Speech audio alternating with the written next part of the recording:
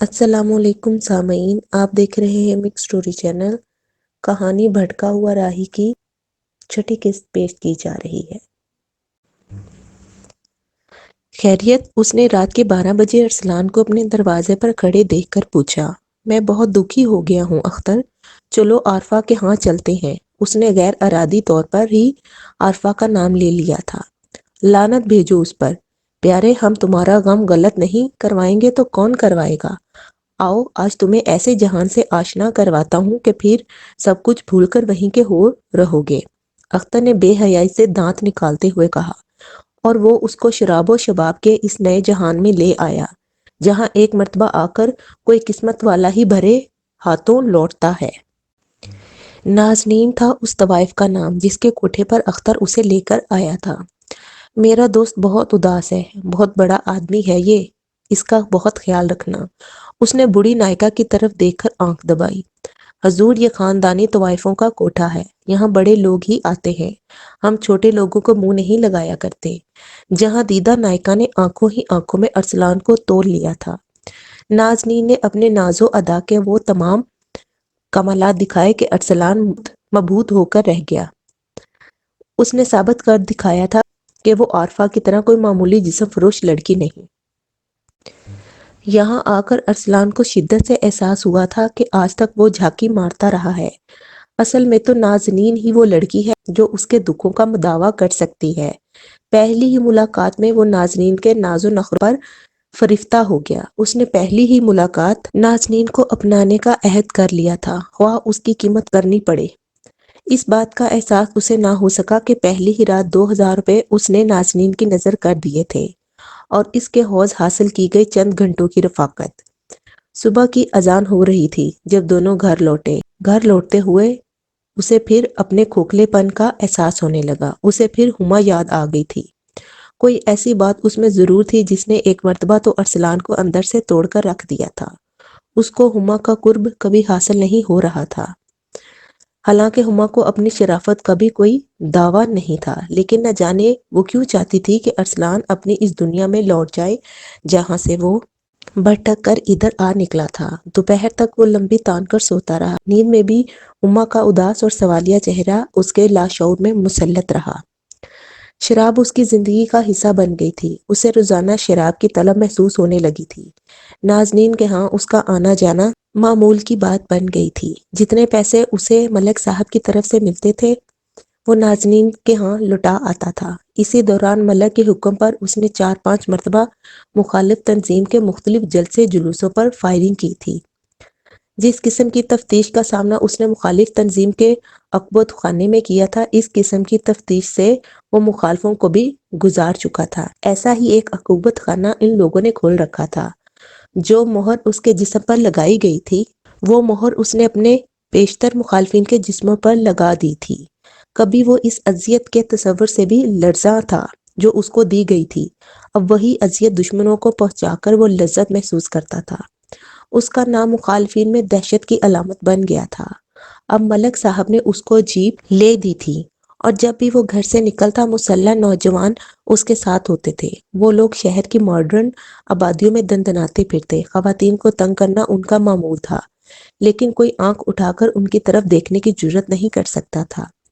Police والے ان کی شکل دیکھتے ہی اپنی شکل دوسری طرف پھیر لیتے، جیسے انہوں نے انہیں کبھی دیکھا ہی نہیں۔ کبھی کبھی تو اس صورتحال پر ارسلان کو ہنسی آ جاتی تھی۔ اخبارات ان کے خلاف خبر چھاپنے سے اعتراض برتتے تھے۔ پولیس والے ان کے منہ لگنا پسند نہیں کرتے تھے۔ انتظامیہ ان جیسے نوجوانوں کی ہمدردیاں حاصل کرنے کے لیے ان کے سامنے دم ہلاتی رہتی تھی، کیونکہ ان کی رسائی اقتدار کے ایوانوں تک تھی، ان لوگوں تک تھی جن کے قلم سے نکلی چند سطریں ملازمین کو زمین سے آسمان پر پہنچا دیتی، کبھی آسمان سے زمین پر پٹک سکتی تھی۔ سیاستدان اپنے جلوسوں کی رونق بڑھانے اور مخالفین کے جلسوں کی رونق گھٹانے کے لیے ان کے دستہ بازو کے محتاج تھے۔ پھر انہیں لگام کون دیتا؟ کس کو پڑی تھی جو اپنی عزت اور نوکری خطرے میں ڈال کر محض قانون کی بالادستی کے لیے اپنی جان خطرے میں ڈالتا؟ ارسلان کی حیثیت گینگ لیڈر کی تھی۔ اس کے ساتھی چھوٹی موٹی وارداتیں کرتے رہتے تھے، کبھی کسی راہ چلتی خاتون کا پرس چھین لیا، کبھی کسی ویگن والے کو ڈرا دھمکا کر پیسے چھین لیے، کبھی کسی دکاندار کو دھمکیاں دے کر وہاں ہاتھ مار لیا، لیکن ارسلان ایسی چھوٹی موٹی اور گھٹیا حرکتوں کا قائل نہیں تھا۔ وہ تو کوئی لمبا ہاتھ مارنے کا قائل تھا، جس کی ضرورت بھی آج کل بڑی شدت سے محسوس ہو رہی تھی۔ نازنین کی ماں کے تقاضے روز بروز بڑھتے چلے جا رہے تھے، اور ملک صاحب کی طرف سے اتنی زیادہ رقم ابھی نہیں ملتی تھی کہ وہ اس کی ماں کا منہ بند کر سکے۔ اس روز جب وہ دن میں ایک دوست کی کار پر نازنین کے ہاں گیا تو اس کی شکل پر نظر پڑتے ہی نازنین پھوٹ پھوٹ کر رونے لگی۔ کیا بات ہے، کیا ہوا؟ وہ گھبرا کر رہ گیا تھا۔ ارسلان، تم اس بازاری گناہ کے اصول کبھی نہیں سمجھ پاؤ گے۔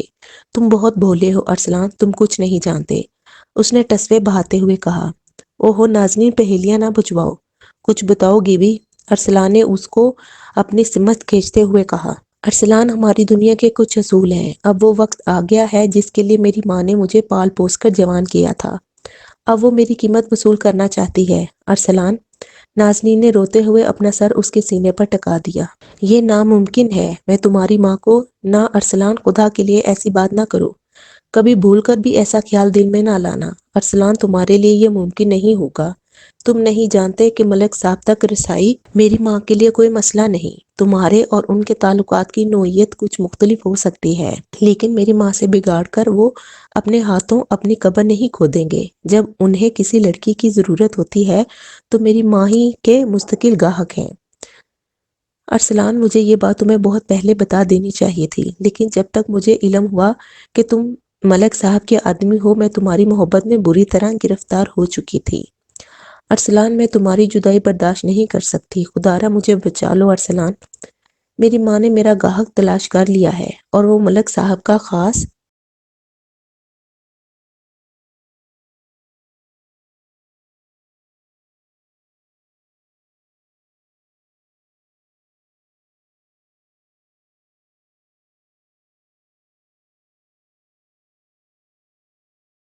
کہ ملک نے اگر تم پر سے ہاتھ اٹھا لیا تو تم… وہ اپنی بات ادھوری چھوڑ کر باقاعدہ ٹسوے بہانے لگی۔ ارسلان نے بڑی مشکل سے اس کا رونا دھونا بند کروایا۔ خدا کے لیے 3-4 دن کے اندر کہیں سے 25,000 روپے لا کر میری ماں کے منہ پر مارو اور مجھے اس موذی سے بچا لو، ورنہ میں زہر کھا کر مر جاؤں گی۔ یہ کہتے ہوئے وہ بھاں بھاں کرتی پھر ارسلان کے سینے سے لگ گئی۔ تم بے فکر ہو جاؤ میری جان، اگر تمہیں دولت دے کر ہی حاصل کیا جا سکتا ہے تو میں ساری دنیا کے خزانے تمہاری ماں کے قدموں میں ڈھیر کر دوں گا۔ ارسلان تو وریام بننے پہ تلا ہوا نظر آتا تھا۔ اوہ ارسلان، کتنے عظیم ہو تم، اور کتنے ذلیل ہیں یہ دنیا والے۔ ارسلان، دراصل یہ دنیا پیار کے قابل ہی نہیں ہے، میں نے تو اپنی زندگی میں کبھی پیار کا تصور ہی نہیں کیا تھا ارسلان، لیکن تم نہ جانے کہاں سے میری زندگی میں چلے آئے۔ تم نے تو پتھر میں شگاف ڈال دیا ہے ارسلان۔ اس نے ارسلان پر اپنا بوجھ ڈالتے ہوئے اسے دنیا اور مافیا سے بے خبر کر دیا۔ اس سے پہلے 2-5 ہزار کی فرمائش ہوا کرتی تھی، لیکن نازنین کی ماں بکرا ذبح کرنے پر تل گئی تھی۔ جانے یہ سونے کی مرغی پھر انڈا دے یا نہ دے، یہی سوچ کر اس نے اپنی بیٹی کے ساتھ لمبا ہاتھ مارنے کا پلان تیار کیا تھا، اور ارسلان کے جانے کے بعد وہ اپنی بیٹی کا سر منہ دیوانہ وار چوم رہی تھی، جس نے اپنے اسلاف کی روایات کا بھرم قائم رکھا تھا، اور کمال ہوشیاری سے ارسلان کے سامنے ملک صاحب کا پتہ کھیل گئی تھی۔ اس طرح انہوں نے ارسلان کو یہ بھی باور کرا دیا تھا کہ اگر اس نے کوئی ایڈونچر کرنے کی کوشش کی تو وہی ملک صاحب جس کا وہ پروردہ ہے اس کے خون کا پیاسا ہو جائے گا۔ یوں بھی ارسلان نے جس درخت پر پناہ لے رکھی تھی اس کی جڑوں پر کہلاڑا چلانے کا تو وہ تصور بھی نہیں کر سکتا تھا۔ ارسلان یہاں سے سیدھا اختر کے پاس پہنچا تھا۔ یار، کچھ کرنا ہی ہوگا، تم نہیں جانتے یہ لوگ صرف پیسے کی زبان سمجھتے ہیں، اختر نے اس کی بات سن کر کہا۔ لیکن ملک صاحب سے اتنی رقم کیسے مانگی جائے؟ ارسلان نے کہا۔ نہ یہ غضب نہ کرنا، ملک صاحب کو اس بات کی ہوا نہیں لگنی چاہیے کہ تم نازنین کے کوٹھے پر جاتے ہو۔ انہیں یہ تو علم ہے کہ تم اس بازار میں جاتے ہو، لیکن میں نے اس بات کی ہوا تک نہیں لگنے دی کہ تم نازنین کے پاس جاتے ہو۔ اور ہاں، جاوید سے خبردار رہنا، وہ آج کل ملک صاحب کا کچھ زیادہ ہی چہیتا ہو رہا ہے۔ اختر نے اس کو خبردار کیا۔ اس نے آخری فقرہ جان بوجھ کر ادا کیا تھا۔ واقعی جاوید اس کا رقیب بن رہا تھا۔ کبھی وہ ملک صاحب کا سب سے زیادہ چہیتا تھا اور روپیوں کی تقسیم اسی کے ذریعے ہوتی تھی۔ اب آہستہ آہستہ اپنی چرب زبانی کے سہارے جاوید نے وہ مقام حاصل کر لیا تھا، اور بہت سے کام جو پہلے اختر کے ہاتھوں انجام پاتے تھے اب جاوید کے ہاتھوں انجام پانے لگے تھے، خاص طور سے مختلف مواقعوں پر عورتوں کا حصول اور شراب کی خریداری کا ذمہ تو ملک صاحب نے مستقل جاوید کو سونپ دیا تھا۔ اختر کے شاطر ذہن نے ایک تیر سے دو شکار کھیلنے کا فیصلہ کر لیا تھا۔ وہ جانتا تھا کہ ارسلان بہر صورت اس کی ہاں میں ہاں ملائے گا۔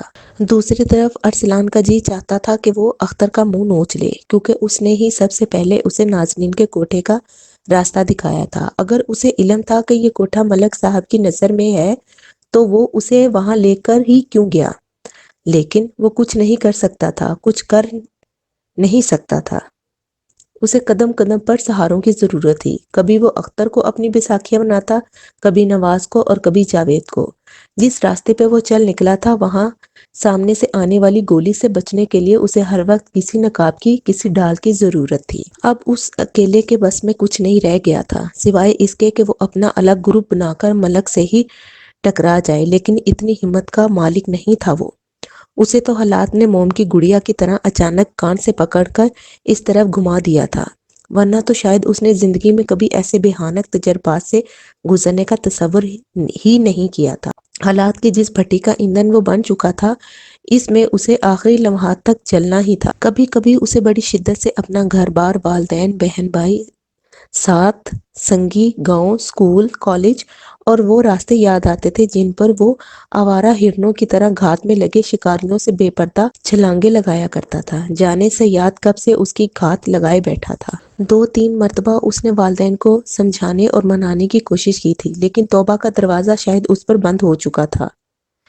کوئی اسے معاف کرنے کو تیار نہیں تھا۔ اگر وہ اس بات کا یقین بھی کر لیتے کہ اس نے عابد پر گولی نہیں چلائی، تب بھی وہ یہ کبھی ثابت نہیں کر سکتا تھا کہ وہ وین میں مسلح گنڈوں کے ساتھ عابد سے صلح کے مذاکرات کرنے وہاں گیا تھا۔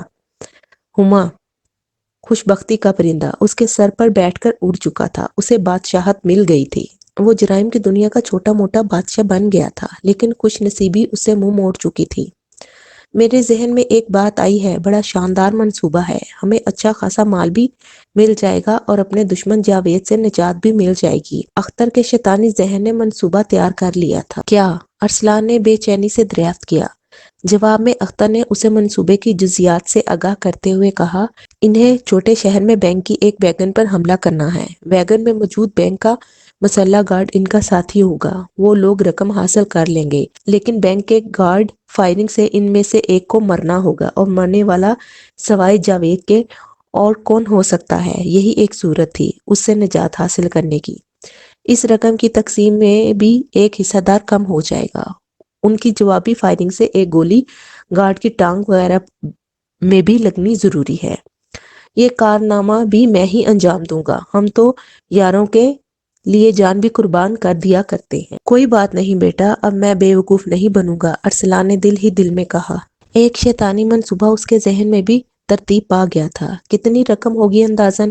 اس نے اختر سے پوچھا۔ یہی کوئی 1-1.5 لاکھ۔ یار وہ مضافاتی علاقے کا بینک ہے، وہاں اس سے زیادہ کیا ملے گا؟ اور حصے دار کتنے ہوں گے؟ ارسلان نے اگلا سوال کیا۔ 3 ہوں، فرض کیا 1 لاکھ رقم ہے تو 30-35 ہزار کے لیے ہم اپنی جان داؤ پر لگائیں گے، ارسلان نے بیزاری کے لہجے میں کہا۔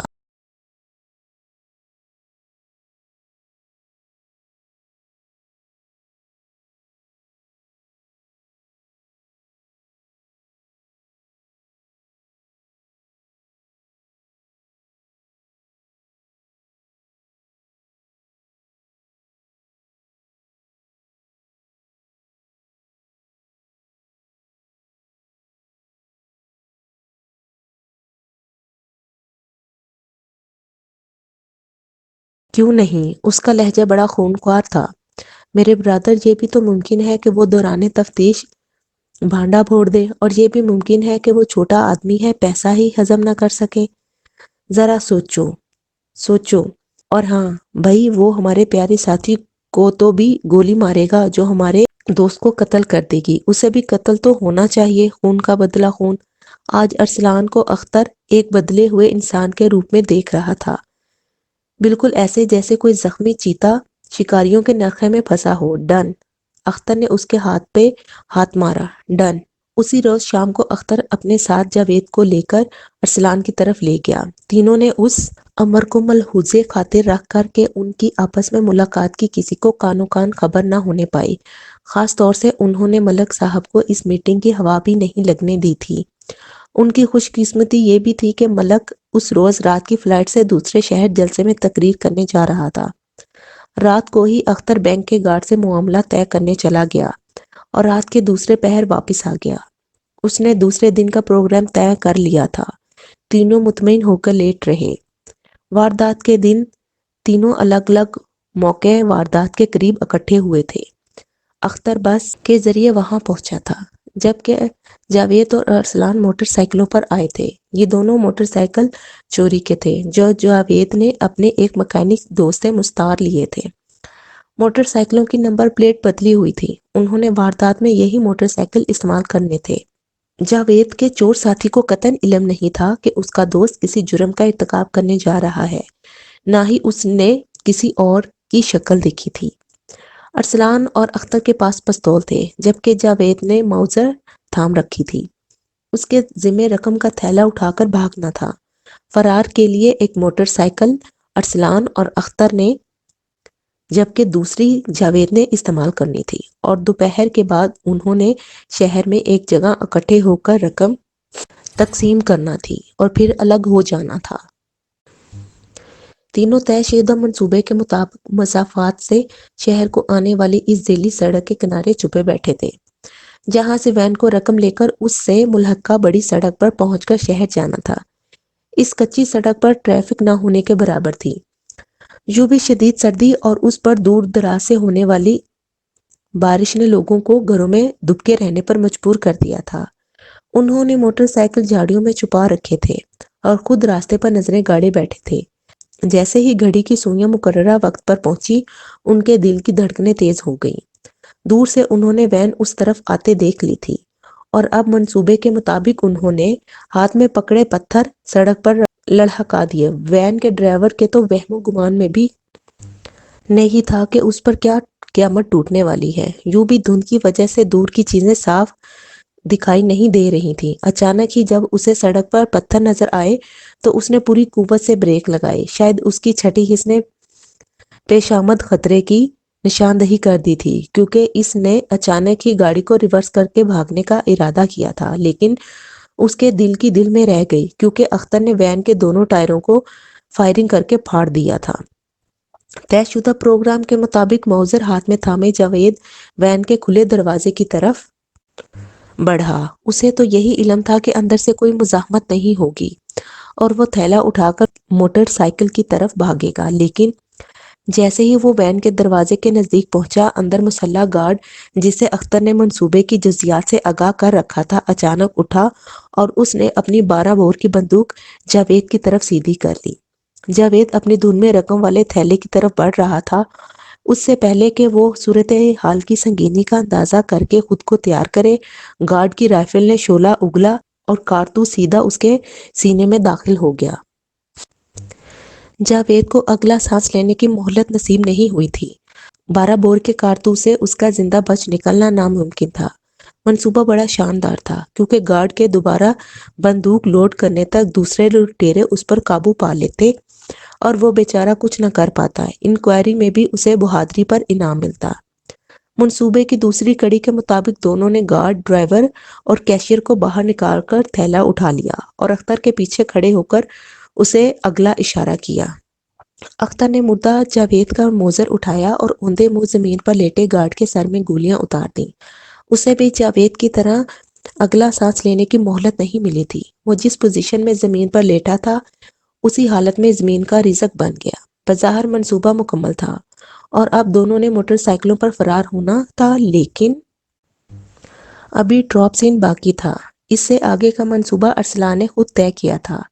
جاوید سے تو اسے گارڈ نے نجات دلا دی تھی۔ گارڈ کو اختر نے مار ڈالا، لیکن اختر اب اس کے بہت سے گناہوں میں شریک تھا۔ یوں بھی اس نے ارسلان کو ساری زندگی بلیک میل کرتے رہنے کے لیے ملک صاحب کی داشتہ سے ٹکرا دیا تھا۔ یہ بھی تو ممکن تھا مستقبل میں اختر ہی اس کے لیے پھانسی کا پھندا بن جائے۔ اس نے اچانک ہی پستول اختر کی کنپٹی پر رکھ دیا۔ اس سے پہلے کہ صورتحال کے اچانک بدل جانے پر حواس باختہ اختر کچھ سمجھ پائے، یک کے بعد دیگر 3 گولیوں نے اس کا بھیجا اڑا دیا۔ زمین پر لیٹے دونوں دہشت زدہ انسانوں کو سمجھ ہی نہ آ سکی کہ ان کے نزدیک ہوس اور درندگی کا کیسا ہولناک کھیل جاری ہے۔ کیشیئر جو کمزور دل کا آدمی تھا اسی لمحے بے ہوش ہو گیا۔ ارسلان نے پھرتی سے تھیلا سنبھالا، اسے موٹر سائیکل پر موجود دوسرے تھیلے میں منتقل کیا۔ دوسری موٹر سائیکل کا پیٹرول پائپ کھینچ کر اس نے پیٹرول باہر گرنے دیا، پھر کچھ فاصلے سے پیٹرول پر ماچس کی جلتی ہوئی تیلی پھینک دی۔ موٹر سائیکل جلنے لگی تھی۔ دوسرے ہی لمحے وہ اپنی موٹر سائیکل کو سڑک کی طرف اڑائے چلا جا رہا تھا۔ اسے منصوبے کے باقی حصوں پر خود ہی عمل کرنا تھا۔ چہرے سے لگی نقاب اس نے اتار کر پھینک دی تھی۔ جب تک دونوں کو ہوش آتا وہ ان کی نظروں سے اوجھل ہو چکا تھا۔ منصوبے کے مطابق وہ بڑی سڑک کے ساتھ ساتھ چلتے ہوئے دریا کے پل تک پہنچ گیا۔ یہ پل یہاں ہنگامی طور پر بنایا گیا تھا۔ پل پر کھڑے ہو کر اس نے چاروں طرف نظریں دوڑائیں اور موٹر سائیکل سے تھیلا اتار کر اسے دریا برد کر دیا۔ اب وہ دریا کے کنارے کے ساتھ ساتھ اس درخت کی طرف بھاگ رہا تھا جہاں ان لوگوں نے موقع واردات پر جانے سے پہلے بیگ چھپا دیا تھا جسے انہوں نے بعد میں استعمال کرنا تھا۔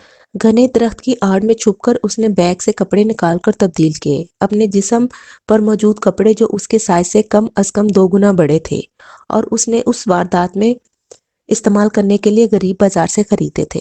بینک کے تھیلے میں ڈال دیے۔ تھیلے والی رقم اس نے بینک میں منتقل کر لی تھی اور بیگ میں موجود کپڑوں کے 2 جوڑوں میں سے ایک جوڑا خود پہن لیا تھا۔